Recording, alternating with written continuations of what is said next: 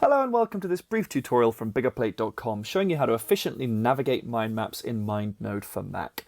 Now, as you'd probably expect from a Mac, you can make use of the built-in functionality to scroll using either the trackpad or a mouse. So for example, on a trackpad you can use two fingers to scroll up and down or side to side.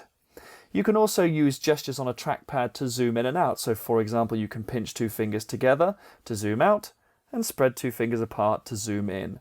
You can also hold command and use the plus and minus keys to obviously zoom in with plus and out with the minus key. Up in this top left corner, you may notice there is a little drop-down menu here with some preset zoom percentages, so you can select one of those. You can also use the zoom to fit feature, which will basically ensure that your entire map is visible, and it'll just make sure it's nicely compacted in.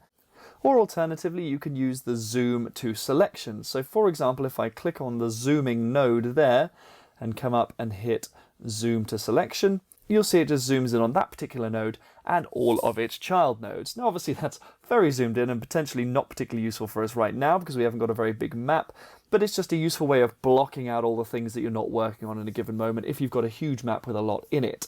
Another useful tool to navigate your mind maps is the outline feature. So if I use the shortcut Command 7, you'll see we get this little outline sidebar that basically presents all of your nodes in list form. Now the useful thing here is this little search bar down here. So if I scroll away from our topics there and I type in zoom, it presents me with all the nodes that have the word zoom or some derivative in it. If I then click on zoom to selection, you'll see it's just popped up over there and highlighted that particular node. So again, if you've got a very big map with a lot in it and you know exactly what you're looking for but you're not sure where it is, you can search for it in the outline sidebar and it'll help you find it more effectively.